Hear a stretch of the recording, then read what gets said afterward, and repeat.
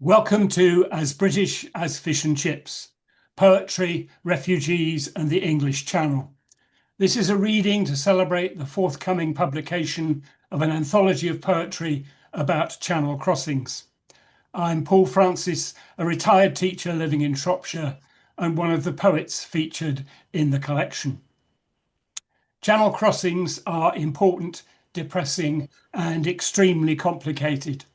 They're surrounded by hysteria and misrepresentation and desperately in need of clear thinking and fresh perspectives, some of which we'll be bringing you tonight. As a poet who walks with a stick, I'm a huge fan of poetry on Zoom. At its best, it's eco-friendly and democratic, it saves on time and travel, it brings people together across a wide area and enables participation by those who aren't easily able to leave the house. But it's not an infinite resource. One of the best Zoom readings I attend only lasts for an hour. A 2-hour reading wouldn't be twice as good, it would be worse. I'd say 90 minutes is the maximum length for a Zoom reading, and one of my priorities will be to make sure that we keep to that. Every minute counts. At such readings, there are varieties of host. You might get a friendly guide who introduces each poet at length and then comments after they've read, picking out highlights and making connections. I shall not be that kind of host. I may seem to be a bit abrupt because I shall keep my own contributions to a minimum. That's not because I'm not interested or don't care. It's because we have limited amount of time and I want as much of that as possible to be dedicated to the voices of the poets involved. You'll hear from 10 different writers, each of whom will introduce themselves and read for 5 minutes. You'll also hear from Ambrose Musiyiwa, who is behind this and many other anthologies. This is the 5th project on which Ambrose and I have collaborated in the last 6 years, but the workload has not been evenly distributed. In each case, I've written a few poems and he has edited the full-length book and got it published. He is a phenomenon and we're lucky to have him. We've collaborated on this introduction, so the acknowledgements which follow come from both of us. We'd like to thank the Africa Migration Report Poetry Anthology series, who are asking questions about African and African diasporic migration and immobility, questions that led them to horrors taking place in the English Channel. The series is represented by Ilan Kelman, who's here with us tonight. Last but not least, we'd like to acknowledge Sid Bolton, who for many years has been working to draw attention to the needs of people who go missing at sea or along so-called migrant routes. Welcome. And finally, we hope that you'll get the chance to offer your own contribution in response to the poems you've heard or to the issues we've raised. I think this will be a varied, demanding programme, and I hope you find it stimulating. You won't be able to clap out loud, but you can clap silently or use the symbols on your screen or offer positive, encouraging comments to the poets by using the chat. We'll start with poems from Philip Rösel Baker. Hello, can you hear me all right? Good. I'm just going to read one poem to give me time to give a little bit of background to it. On my father's side, my grandmother's maiden name was Jakes, and this was an anglicisation of the French name Jacques. And although she pronounced it the English way, she still spelt it the French way. My father told me that her ancestors had crossed the Channel from France after the St. Bartholomew's Day massacre in 1572, when thousands of French Protestants known as Huguenots were killed, often by being thrown out of the upper windows of their houses by Catholic mobs. Many escaped across the Channel to England, either in small boats, sometimes rowing boats, or by paying smugglers to hide them in the holds of merchant ships they knew were going to set sail for England. In the main, they were well received in England, which had a Protestant queen, Elizabeth I, and many of them, like my grandmother's family, decided to stay. They were white, they were Christian, and in some ways had much in common with present day Ukrainian refugees. But they had escaped from persecution and, in many cases, horrific violence, where they'd seen family members, including children, murdered in front of their eyes. So, in that sense, 450 years ago, they crossed the Channel for exactly the same reasons as many of those who cross today, whatever their ethnic origin or religion. So my poem is called Huguenot, after the St. Bartholomew's Day massacre of 1572.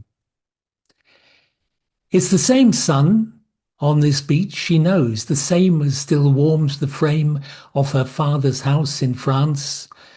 But here it glints from sharp shingle, a dance of light unfamiliar, no arms outstretched, no round pebbles to show kindness to naked feet. It's the same sea, the same sweet, salty tang on her lips, the taste of freedom as the boatman slipped out on last night's swell. But from here, the waves are broken grey shells in a nest abandoned, indifference tangible, purpose served. The fledgling has flown. Birds return the following year, but not this one. St. Bartholomew's Day, the fear has taken root in her mind. Her ears have packed the screams like baggage she tried to leave behind but could not. They mingle waking dreams with the shouts of the men who brought her here. The crunch of boots on shingle echoes the sound of a body hitting the ground, thrown from a first-floor window. Their voices unpack the voice of her neighbour's wife, warning him not to protect her when the mob came bawling along the street, their torches alight with tribal hatred. "She's a heretic, look after your own. The Lord has no place for Huguenots in heaven." She remembers the sharp smell of burning buildings, the churn of her stomach, the sash raised silently in the dark, the stumbling dash to the rendezvous with the lantern she didn't dare light, the splash of the oars, the gratitude for a moonless night in heaven. Despair sits grinning in her favourite chair in her father's house. The Lord has no place for her there now either. She knows who she is, but already the weight of the woman she was is taking its toll, hunching her shoulders, pressing sharp English shingle into her soles. To be discarded, she thinks, along with her language, even her surname, Jacques. From today, she'll pronounce it Jakes, the English way. Not a mask or a fake, but a clean break to banish nightmares, though she tells herself she'll still spell it the French way, proudly, in spite of injurious stares from any who don't like foreigners. Reaching out across white-haired waves to the life she's leaving behind, she begins to fade it, allowing her mind to draw down a sea mist, till all that remains is her Huguenot faith and her conscience. Picks up the sack that contains all she owns in this world, pulls the drawstring tight, and begins to walk herself lighter. Thank you.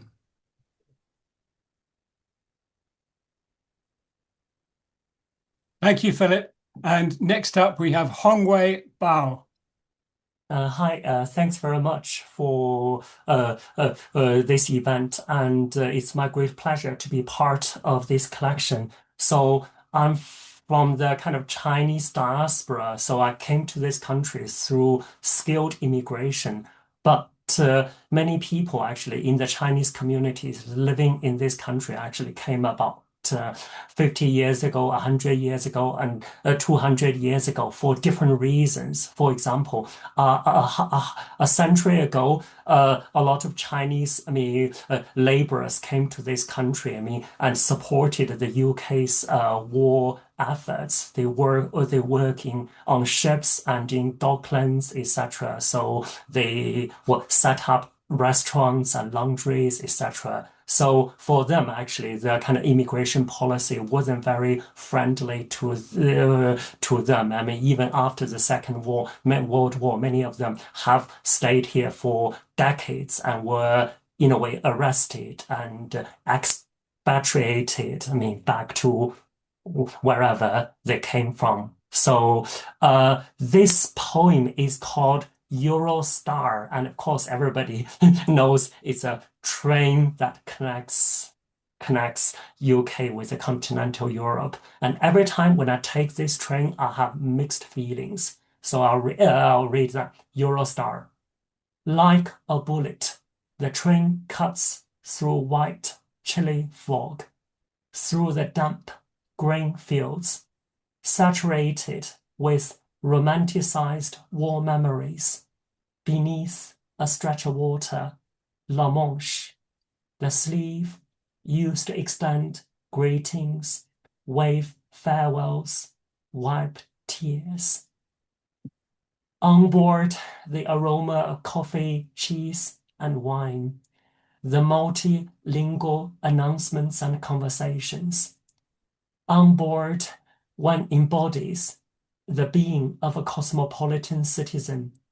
If Europe is a cosmos, the train is a bright star. Its glamour hasn't dwindled after Brexit. Separating the rail and the land, on both sides stand tall fences. Fences made of iron and steel and razor wire, overseen by countless security guards and CCTV cameras. Fences reminding me of the Berlin Wall.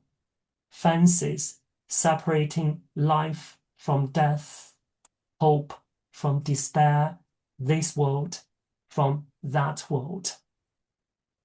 For some, a couple of hours feels like an eternity. The train plunges deep into the dark. Apparitions superimpose on mirror-like windows. Smiling faces, crying faces, faces of horror, faces of empathy, only illuminated by flickering lights that fly past.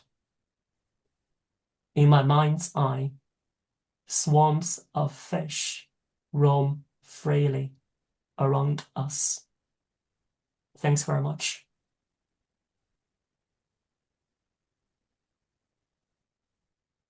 Thank you, Hongwei. And now we move over to Sid Bolton. Thank you, and thank you everybody for coming to this indaba. I hope also you can see the indaba campfire that Dambrose wanted on Katrina's screen, and I'm joined also by Katrina Jarvis, who's my co-director at the Last Rites project, where we try to support and assist and promote the rights of families who've lost loved ones on border crossings. And it's with that in mind that I want to start with two very short poems and then a longer one, none of them too long. The first one was from when we were in Ghana in 2019, working with colleagues there, exploring the connections between the historical slave trades and the present trade and traffic in human cargo, and how we memorialize and learn from the memorialization projects that are being thought of so deeply in Ghana. This one is called The Gate of No Return. Death, the gate of no return, a place already passed through once before. The second poem, I just skim to the top of my list, excuse me.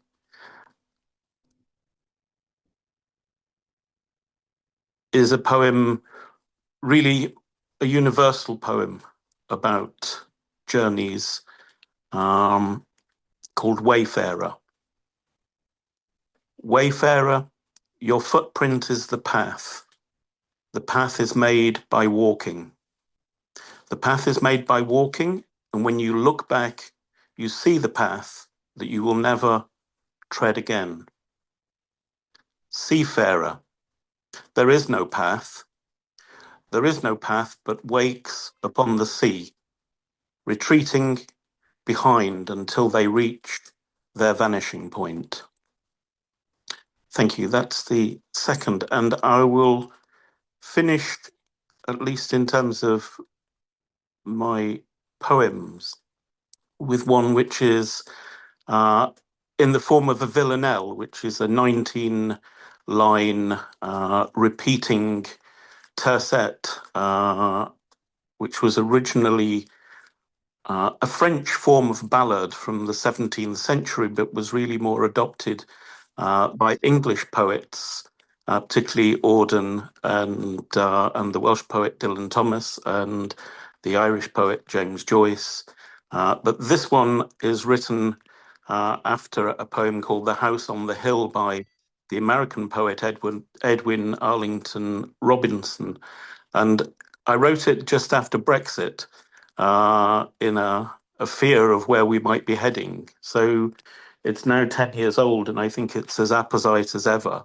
And it's called The Island on the Edge. We must now bolt the gate, shut the world out to freeze, all safe inside with our hate. Turn our back on their fate, swastikaed flags a breeze. We must now bolt the gate. Pay the minimum rate and throw away the keys, all safe inside with our hate. How cheapened our debate where all bar none agrees. We must now bolt the gate. Huddled in rags they wait, bent double on their knees, all safe inside with our hate. Their salvage all too late, this English Isle just sneers. We must now bolt the gate, all safe inside with our hate. Thank you. And I have one final thing because I don't have the time to read the full poem, but I wanted you just to listen to this recording I made on the Nogales border in the Sonora Desert in 2018, when we were doing work with the Samaritans and other first responders and human rights defenders on the Mexico-US border, which has only got significantly worse since we were there. And it reminded me very much of Hugh Masekela and his famous song about the train coming to Johannesburg. And it's the sound of the train, the infamous train, La Bestia, that carries so many people, and so many people have died trying to board or falling off it on that border journey. So I'll leave you with this.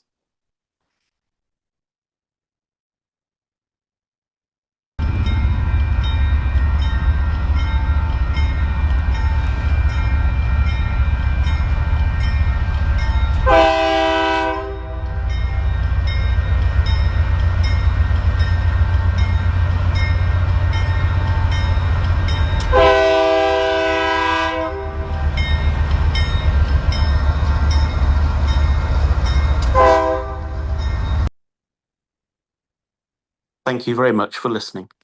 Thank you, Sid. Okay, we now go to Safoora Cheriki. Hi, everybody. I'm Safoora, and I'm a writer and poem, Iranian and refugee, now based in Paris. I'm living in the other side of the channel.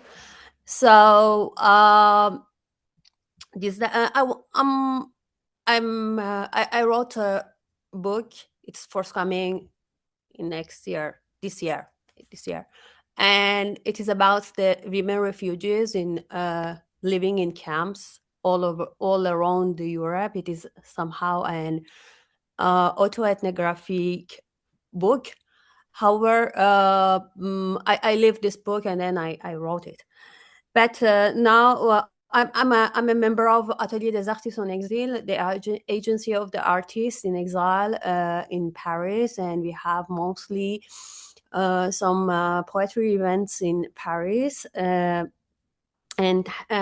each time it has a subject, a theme. I'm gonna to read one of the poems that here I have written in September, I think, and it is called The Roots of Grape. I cannot do it, you know. Nope. So I'm gonna, because even me and my poems we have both accents. I'm gonna to paste the poem here for you to read it in a case that I'm gonna to read it with my heavy accent. I don't know why I cannot do it. So, but I don't know. I cannot paste it here, but I'm gonna to read it. The roots of the grape. The silk veil of night falls over the moon, as fine as cold clouds, silent clouds fleeting, and in the womb of the earth the roots screams in pain.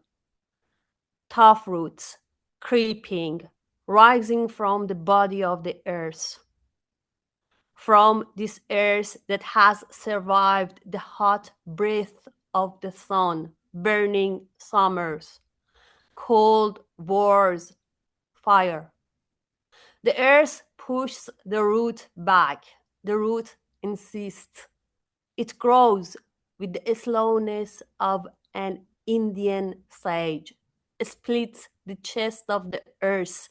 Surge force bursts open. The vine cries out.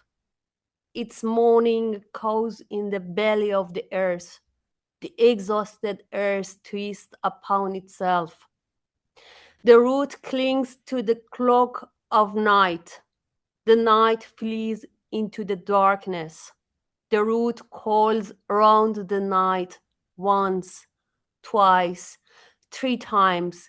It stretches its arms upward toward the moon's silver point, and the vine rules in its own blood.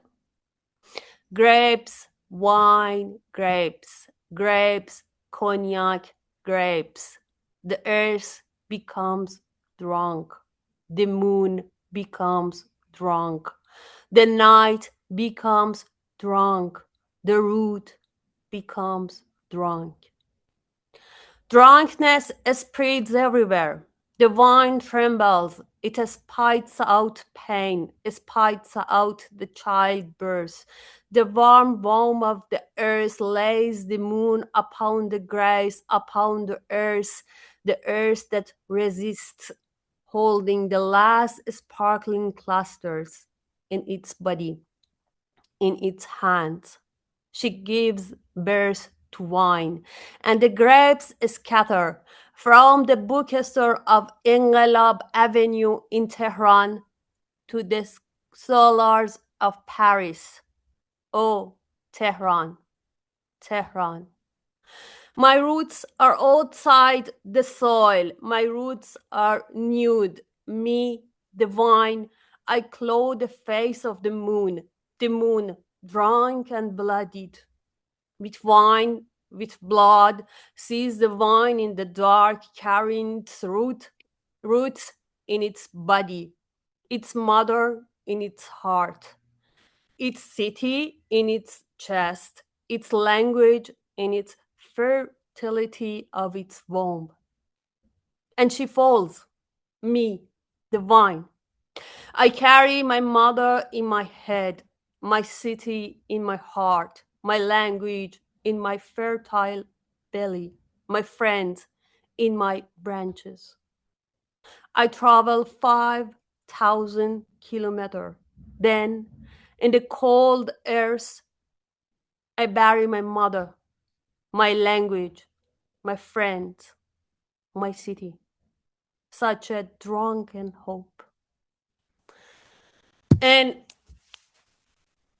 when I read it in in La Maison de la Poésie in Paris, I cried because I missed everything. I lost everything that I had, my language, my city, my mother, and everything. And I was thinking, oh, what the fuck should I do now? I have nothing to lose. But I hope that this is the end of my refugeehood life because of the things happening in Iran these days. And people are in the streets and they are fighting the suppression of the regime. And I hope I'm crossing fingers for Iranian people from here. And I hope that I will go back and find my roots another time. Thank you for inviting me and hearing to these poems. Thank you, Safoora, and we're crossing fingers for you. Thank you very much. The final reader in this half of the presentation is A.C. Clarke.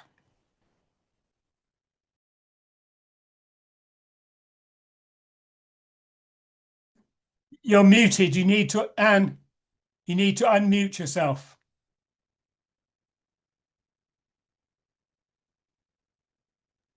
That's it. Okay. It's very difficult to follow that very moving account of actual experience of being a refugee. I can only look at it from the outside.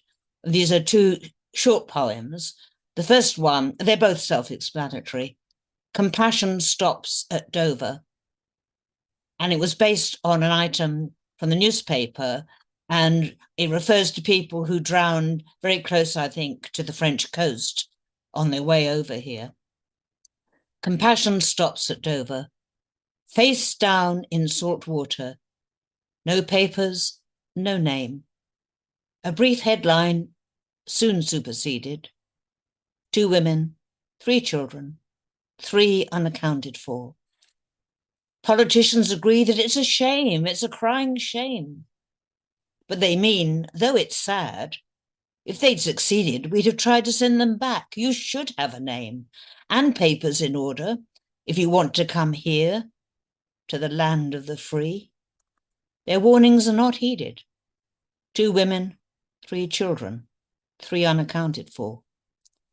Politicians vie to lay the blame on everything, except what they've decreed. Face down in salt water, no papers, no name. These incomers simply won't play the game. They're homeless, jobless. Such people are not needed. Face down in salt water, no papers, no name. 2 women, 3 children, 3 unaccounted for.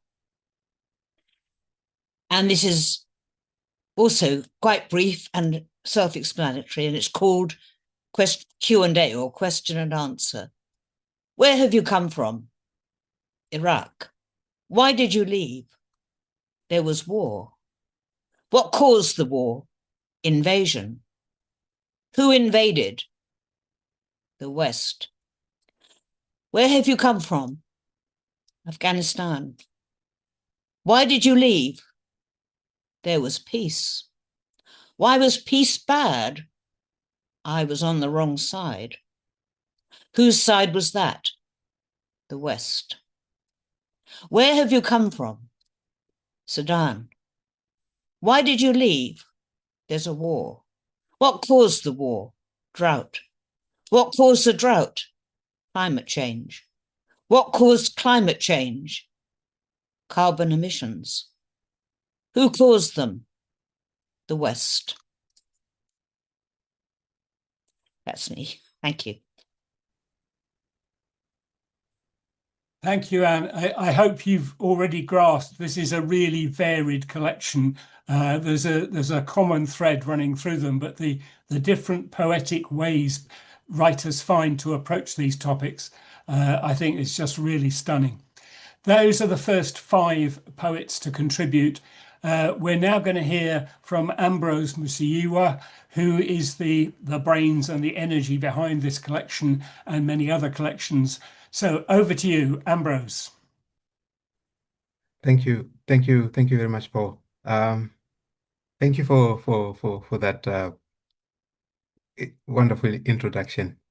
It's like what Paul said, when we are working on the African Migration Report Poetry Anthology series, which is looking at African and African diasporic migration and immobility.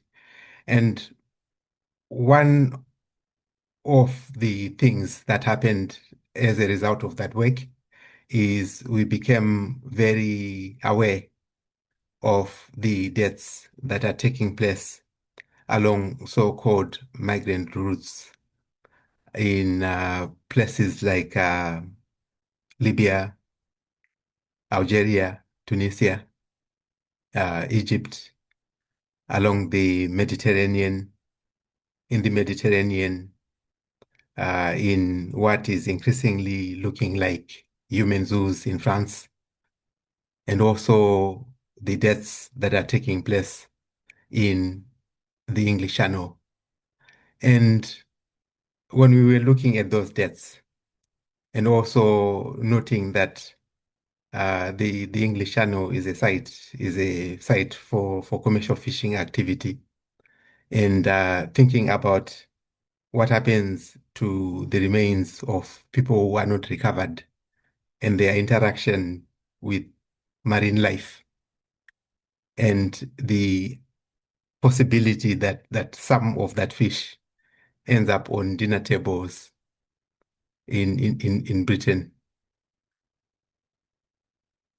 We thought that perhaps one of the best ways to help us understand what exactly is happening and the implications and its implications on us as a nation, that maybe poetry can be the best medium. So I thank you for your contributions, and I hope we are going to keep these conversations going for as long as it takes for a shift, the kind of shift that needs to take place in how we relate to each other as human beings. It is totally unacceptable that once upon a time, Britain was the leading slave trader in the world, and France was the third. Today, Britain and France have got a deal where they trade one human being for another, and in the process, money changes hands. I find it appalling, truly horrific, that once again Britain and France are in the business of treating human beings like cargo, like commodities that can be traded between nations. Thank you. Thank you very much, Ambrose. Do we have Heather Falconer here? Heather, on you go. Okay. Thank you, everybody. Lovely to be here. Beautiful poem so far. This is Our Child. You didn't know the banks had crashed before you were even born, or heard of the need for austerity or to double the price of corn. No one told you of interest rates or of tax havens off the shore. As the waves closed over your baby head and your screams were heard no more, you never knew the meaning of scapegoat, the need to blame the poor for the crimes of the rich and powerful, their greed for more and more. The anger had to go somewhere. Someone had to bear the blame. Helpless, small, so they chose you, though they didn't know your name. Your fault the local schools all closed. You took pensions away. It was you who cut taxes of billionaires. You took our wages away. It was you who gave more billions to those who had billions more. It was you who sold houses for holiday homes and closed the hospital door. The anger turned on your family. No safe routes anymore. No haven for all those fleeing the falling bombs of war. It isn't the waves that kill you, but bigotry and hate. Some of us fight for a better world, but for you, it's all too late. And the killing goes on and on and on, though it isn't clear to me how a financial crisis can be solved by drowning folk at sea. The cold waves closed over you, and something in all of us died. Wherever you are now, my little child, do you know that some of us tried?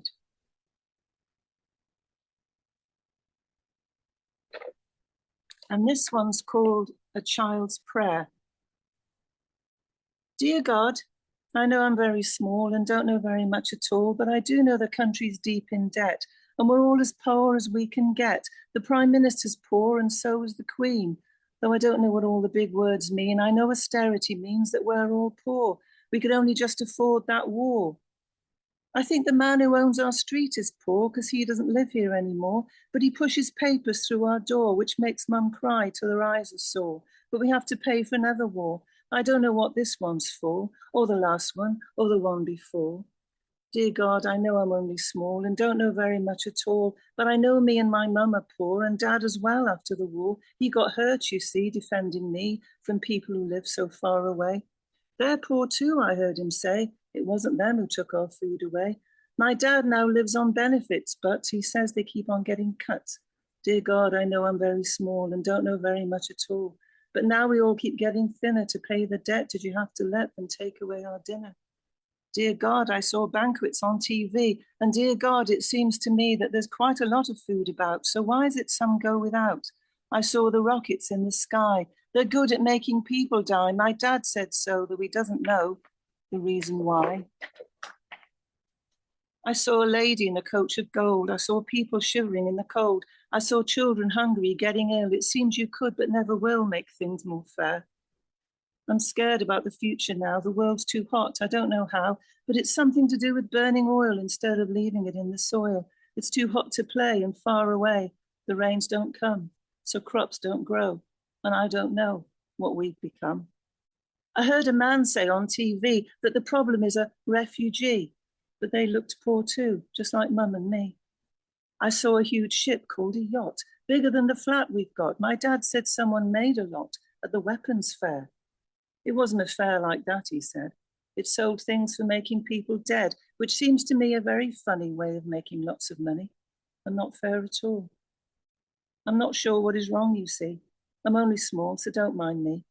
But we could fix it, I've got no doubt. We could just share the whole world out. Dear God, I know I'm very small and don't know very much at all. But I do know life should mean much more than yachts and gold and greed and war. Thank you very much, Heather. Thank you. Sorry, Jennifer, about the confusion early on. We're now on to your turn. Hi, I'm Jennifer Fox. My parents were from the Caribbean, but I was born here in the UK. And my family here go back to the First World War. 15,000 men from the West Indies fought in the First War. And 2 of my uncles were in that war and 1 in the Second World War. So my family's been here quite a long time. Now, I wrote this poem. I don't know if anybody remembers Alan Chenou. The media called him Alan Kurdi. This was a 2-year-old, 2-month-year-old baby who washed upon a beach. He was from Syria and he washed upon a beach in Turkey. And the world was outraged. This child was on every single paper all over the world, and we were all just devastated by this loss. Now, the reason I wrote this poem is that in 2024, last year, we have data for 14 children died in the English Channel and nobody batted an eyelid. So I wanted to invoke some of that feeling that we had when Alan Chenou died. My poem's called Suffer Little Children. They die hungry in countries which refugees flee, impoverished, helpless, broken, cast aside to die in the open, like animals covered in flies, the glassy stare of dead eyes, while mothers cling to thin bodies already stiff cold, with distorted features old. Harvest feeds men who wage war, and countless people die by the score. Soft hearts say mercy in countries where children cry and argue politics, invent laws to prevent people opening doors, turn away many with love to give, the wrong colour, religion, race, any excuse thrown in their face. It is their own incompetence, the corruption of their states, while children suffer and die in need, casualties of the world's greed. Souls doubt God in countries all over the world. Such suffering should not exist. The inadequacies of man missed. What happened to paradise? The milk, the honey, the bliss. God answers in every breath. To breathe in and not out is death. There must be exchange. Do not suffer, little children, be free. Come home and find everlasting love in me.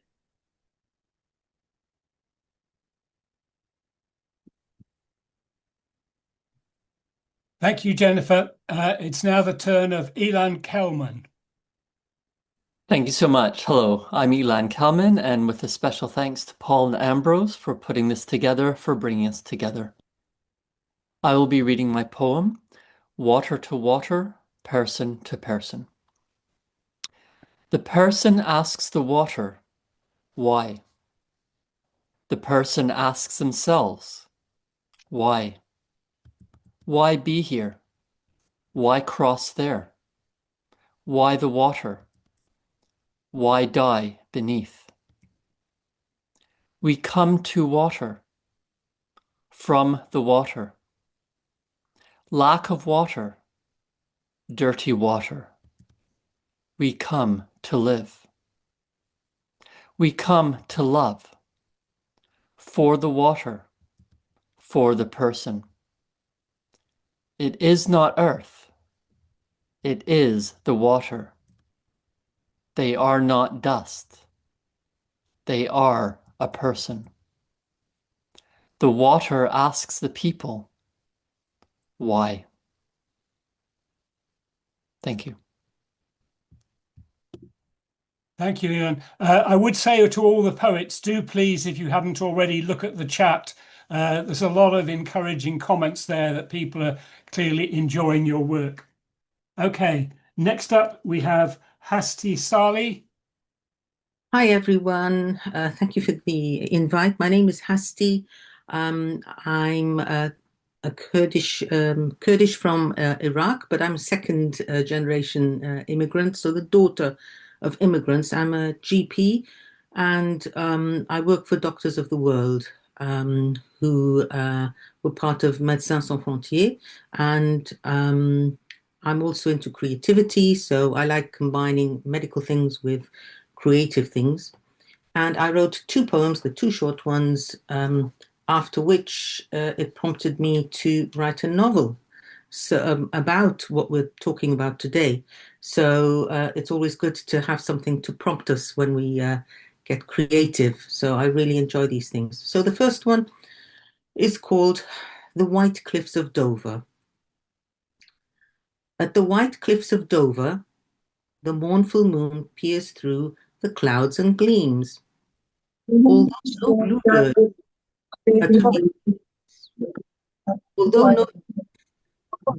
sorry, there's a sort of an echo somewhere. Shall I start again? So it's called The White Cliffs of Dover. At the white cliffs of Dover, the mournful moon peers through the clouds and gleams. Although no bluebirds are to be seen, this is the land of many dreams. My sweet daughter, Layla, clutches my slippery hand. Terror clings to me, then dissipates like sand. Our crowded dinghy floats towards the blessed country. I lick my parched lips as my gaze fixes the roaring sea. Missiles in my broken homeland, hunger and poverty, fear jabbing at my heart. Is there no other way to escape misery other than this tidal start? Layla, hurry, use your small hand as a shovel. Our tiny vessel is swaying into torrents of trouble. Why doesn't the lifeguard hear my mobile's plea? If one of us will be swallowed by the sea, please let it be me. My love, I can't hold on to you much longer. The dinghy is rocking and throwing me into the glinting sea. No bluebirds over the cliffs of Dover waiting for me. Let me give you a last kiss. No one can be stronger. So the second one is called La Manche.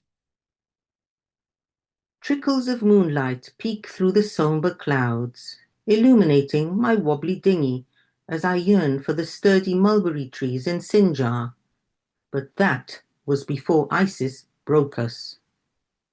I shriek as the almost 2-meter waves lash out relentlessly. The smuggler snatches a bucket and starts scooping up salty water, frantically throwing it back into the voracious sea. My blood beats to the pace of the waves. Men start screaming as the water becomes a blur.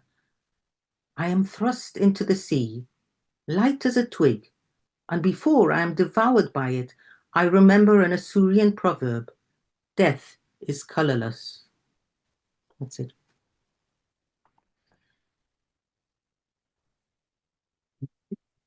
Thank you, Hastie. And now it's my turn. This is the Ballad of Ibrahima Ba.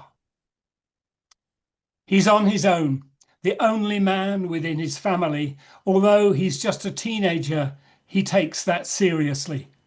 And if he's to protect them, he has to cross the sea. Smugglers, Calais jungle, £2,000 they say. He feels his heart is breaking.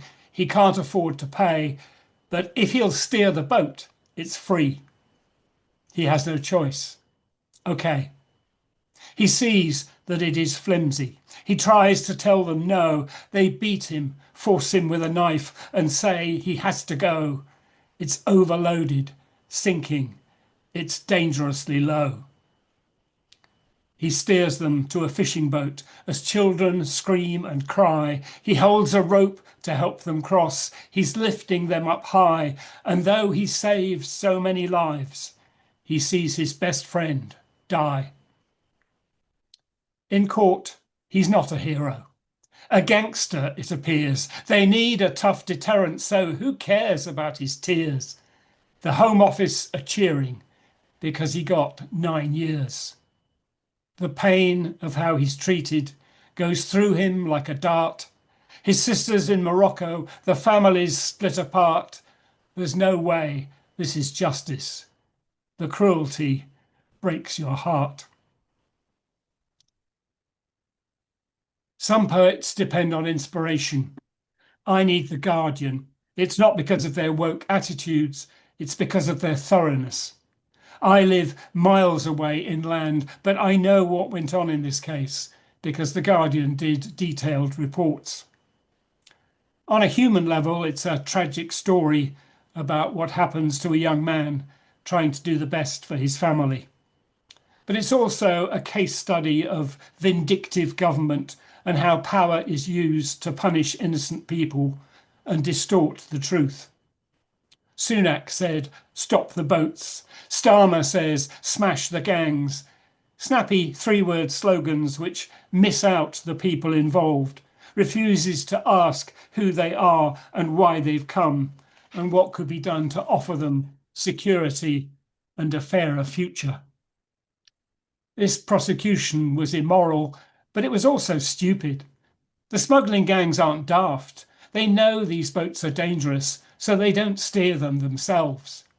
The only witnesses to this voyage say Ibrahima was bullied into steering the boat, did everything he could to protect the people on it, and committed no crime. But still, the UK government decided to make an example of him. He's an easy target. Other governments would try to sweep this under the carpet, a sword in necessity, which they'd rather not talk about. But the UK government celebrates. When Ibrahima got his 9-year sentence, he was the first victim of a new law specially designed. The Home Office put out a triumphant tweet with a mugshot of Ibrahima and a headline in capitals, jailed. There's a deliberate calculation here that there are voters who want to see migrants punished, and these are the voters that government aims to please. The three main parties in this country at the moment take that approach. So voters who don't agree with that need to make their feelings clear and support the political parties who still believe there is room for decency.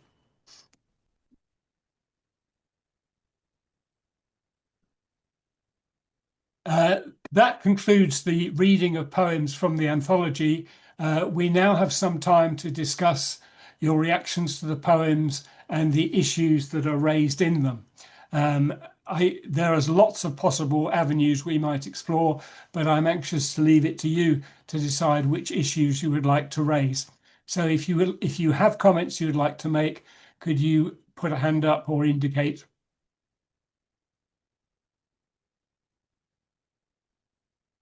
Yeah, Jim. You need to mute yourself, unmute yourself. Can you hear me? Yep. Yeah, I mean, I enjoyed all of the poems. They were all good. I mean, there's quite a few themes there. The inhumanity and the realization it's all caused by the greed of the few.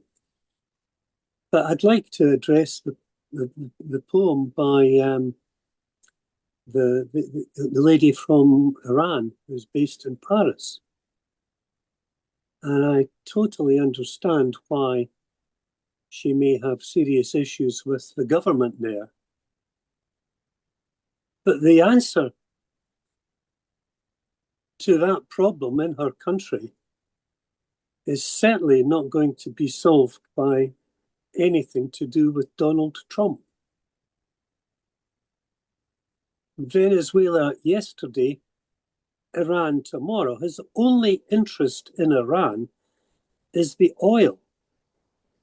His only interest in Greenland is the oil and the minerals. He couldn't care about the people there. He couldn't care about any people except rich people. So I worry, I have serious reservations about Iran, because if its only alternative is what happened before under the Shah, where the Secret Service was trained by the CIA and by MI5 to oppress the people, if that's what Reza Pahlavi wants to go back and recreate, then there'll be another revolution in Iran. Okay, thank you. Hastie, then Heather. Yeah, I loved all the poems, all the thoughts. The first one by Philip, remembering his ancestors as Huguenots coming over. I think, you know, one of the questions of what could we do to make people have more empathy towards immigrants is to remind people that this is not a new problem.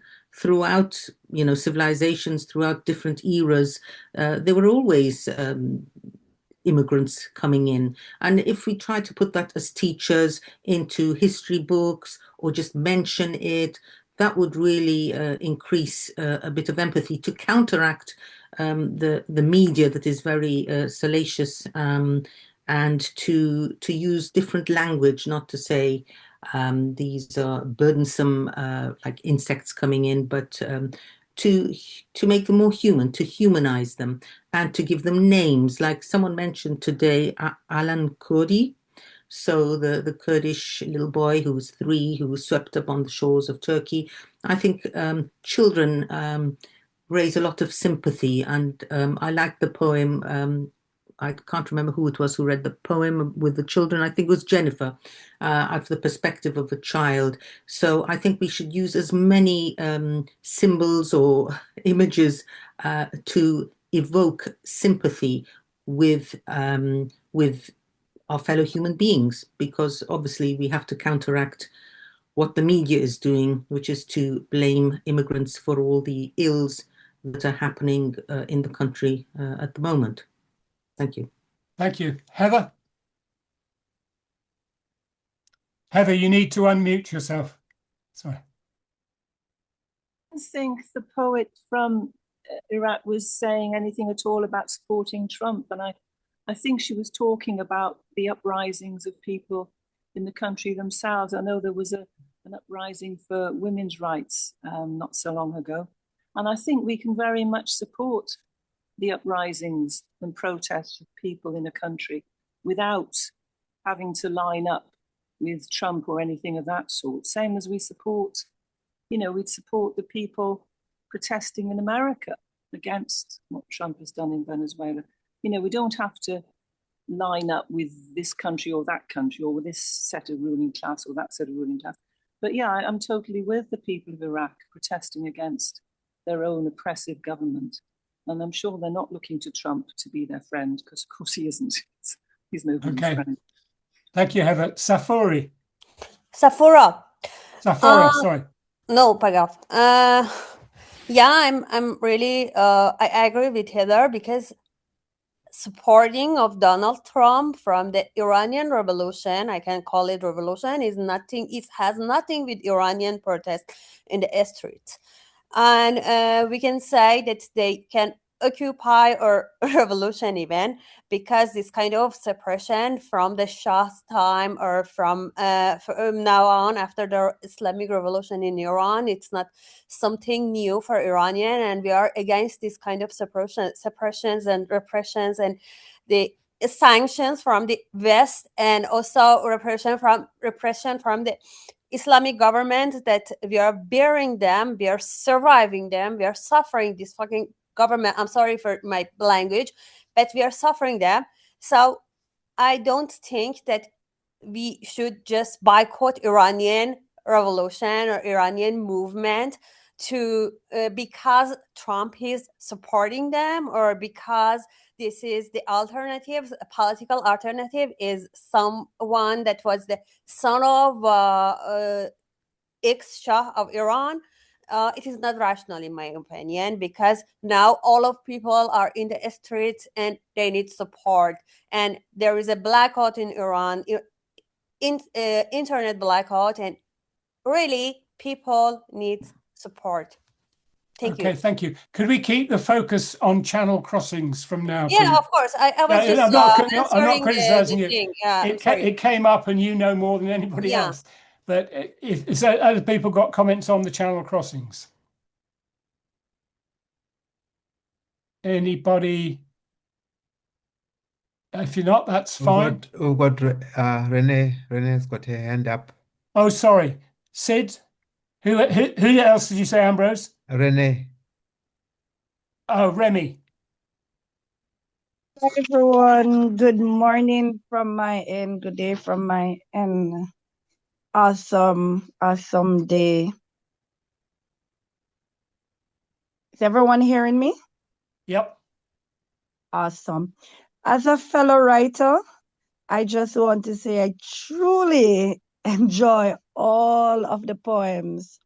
Your presentation was heartfelt and powerful, and the message came through clearly to me. And it also inspired me to continue to write. It was inspiring to see how every person used the words to connect. Well done. And Amber, keep up the good work with you and your team. Few weeks ago, I was on the African production that you did. And I just want to say, keep up the awesome work. And poets, continue to write and continue to touch lives. And indeed, the work that Amber is putting on, I think that you can also look on how you can influence in policy and action to show empathy, driving, and making awareness that can lead to public support. So keep up the awesome work, Amber, and your team, and feel free to reach out to me. All the best, everyone. Thank you very much. I'm sure we shall continue to write. Sid, did you have a hand up? You need to unmute. I've unmuted, and I think Katrina was putting her hand up for me, but okay. I just don't have a hand function on my phone. Okay, fine. It's a general point, really, and I think at the moment, perhaps in the current climate. I mean, eventually they may come for poets, but they've already come for judges, they've come for lawyers, they've come for migrants themselves. I think we have to really sort of understand how important poetry is, perhaps in getting to parts that others are completely failing at the moment. As a lawyer, you know, we just tear our hair out in despair that whatever we do, there's complete contempt for international law at the moment. But I think poetry can somehow get into people in a way that the polemic and the news is failing. So until they come for us, I think poetry really should understand that its moment is here and it's now and it's urgent. Thank you. Philip, then Heather. Hi. Yeah, I just wanted to say in support of Safoora that I didn't see Donald Trump anywhere in her poem, but what I did see was the pain of separation, the pain that the Iranian people are going through at the moment. It linked very clearly for me to her other poem, which is called Homesickness.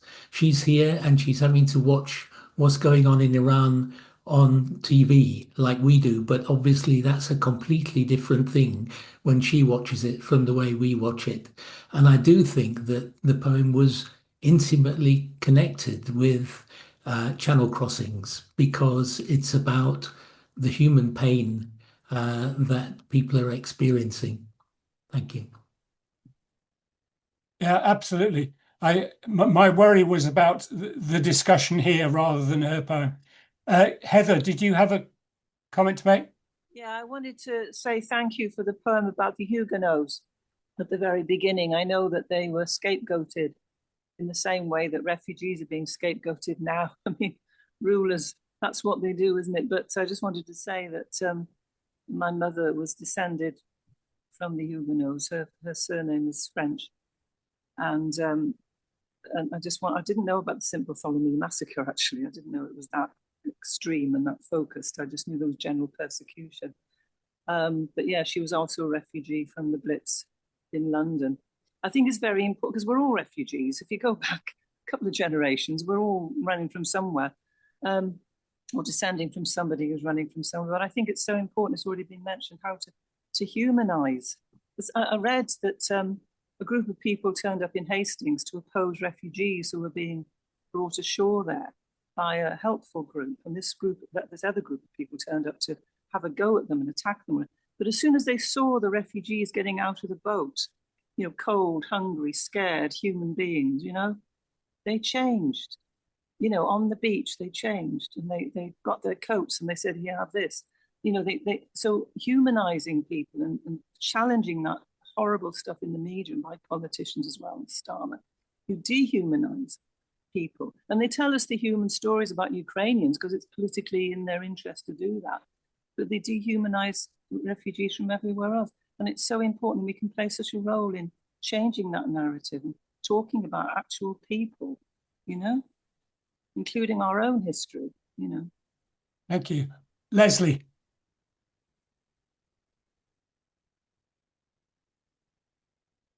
Yes, I've just been thinking about the power of the image. I probably spend more time than I should on social media, and the way the channel is presented there is as a frontier which is being invaded and broken through. And what I think the images that have come really powerfully in today's readings have been of the channel as a place of immense danger across which people travel seeking safety. And I'm just thinking images really are very, very powerful. How do we actually get those images to people so that they can actually, as somebody else said, see the human being at risk of their lives and sometimes losing their lives? Thank you. Safoora. I know that my poem wasn't related to the channel, British channel, Le Manche, Yep. but I wanted to read another poem. It was really related to this thing, but because of these recent things, I just changed my poem. So I from the experience, from personal experience, I can say that refugees crossing the borders from Turkey or from Afghanistan to Iran and then Turkey and then blah blah blah blah until France. France is the destination for people to go to the UK because UK is the most popular destination for refugees, and passing the and each border that refugees pass, the asylum seeker pass, it's like a game. They call it game. And the last level of the game is passing through the British Channel and going to the United Kingdom. And I had another poem that it was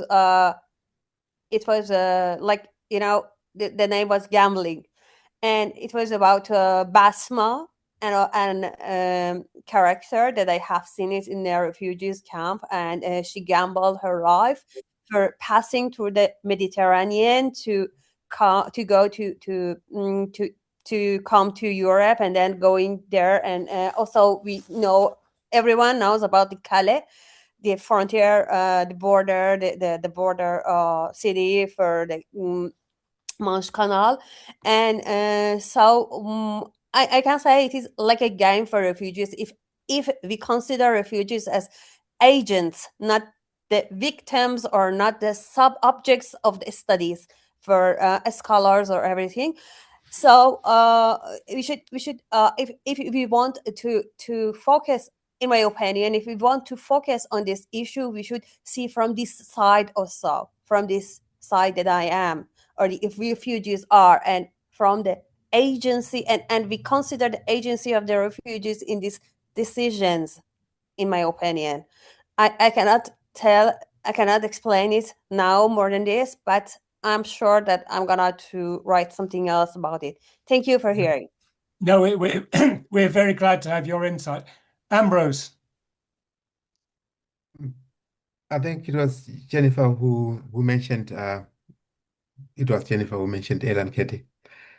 Also, something that happened last year was I don't know if you remember that Rachel Reeves' last act as Home Secretary was to say refugees are no longer eligible for family reunion. That was the last act. And when we look at channel crossings, one of the main reasons why those crossings are taking place, why people are using the English Channel, is because there are restrictions to family reunion.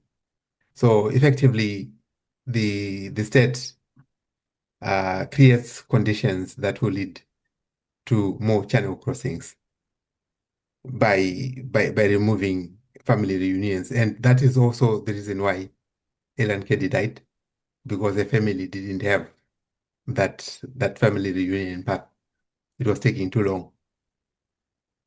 And in the Guardian a few days ago, there was an article which was saying that people who the Home Office is holding under its one-in, one-out deal with France from Sudan, Afghanistan, Iran, countries like that, and they accuse the Home Office of subjecting them to arbitrary detention, denial of legal representation, inadequate medical care, degrading treatment, and severe psychological harm. And the people assert that they came to the UK in search of safety, dignity, and a chance to live a peaceful life. And they're calling on the UN and UN human rights groups to investigate the conditions that they're being held under. I think this is also something that maybe we as poets could support as well, lend our voices to the people who cross that channel and end up being detained, warehoused, ready to be shipped elsewhere. What Britain is doing is criminal. Okay, thank you. Samuel, you need to unmute. Yeah, okay. Thank you so much for this wonderful event. The life expressions of all the poets that they have been expressing through the poems. Of course, I have friends, I have family who have suffered forced migration to Europe, and seriously, it's so heart-rending for us. But what I want to talk about, the borders today are no longer simply dividing land, but they are dividing people.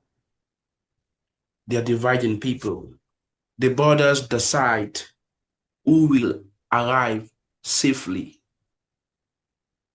Yes. So the English Channel is not violent by nature, but the policies are the reasons why immigrants are having a lot of problems.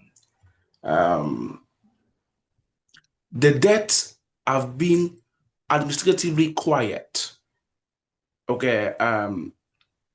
Of course, I have friends who have seek asylum in France, in Cyprus, in Italy, in Germany, and they told me their stories, what they went to, how they received them, skin color, a lot of things are involved in these things. But the problem is that why are the borders still open when you are maltreating people? So if you don't want people to come to your country, then close the border, because you allow people to go to your country, but yet you maltreat them in a way that you don't treat other people. And so, I think the policies need to be restructured. I know that people are going to your country, but yet you should understand that many of the wars in these countries, the people are coming from, is cause created by the West for so many reasons. And so we as poets, I think when we express ourselves, we must express it genuinely, not being sentiment to whatever race you be. Of course, we're all human beings. We're all human beings, and we must treat each other as human beings. And if our poems are without soul, then what are we writing? Why are we writing? So our poems need to define who we are. And all the poets, they are expressing their life expressions from even generations before them. And so I think the policies need to change, and we are the ones that can bring that change if we don't stop writing. And not only not only keep on writing, but engaging others in our community, especially in Britain and in the West. Thank you so much. Thank you, Samuel. That is a brilliant contribution. I think we will call it a day there. I'm not a fan of Zoom meetings that go on forever. I think we've done a huge amount in an hour and a quarter, and I think we should stop there. Thank all the poets for their contributions and everybody else who's contributed to the discussion. I can't see you, Ambrose. Are you there? Would you like to make a final comment? I'm here. My final comment is only to say thank you very much, everyone who attended. We are going to have a follow-up reading session and conversation session like this, where poets who have contributed meet, read, and share their poems. And if you write some more on the English channel, we welcome those submissions as well. I think it is only right for us to excavate the English channel. Let's cast light on what is happening there. Let's not let it become a death zone that is wrapped in shadow. Let's cast light on it. So that is all for me. And thank you very much. Thank you, everyone. And we are leaving now. It's finished. Thank you. Thank you. Thank you. Okay. Thank you. Bye-bye. Thank you. Thanks. Thank you.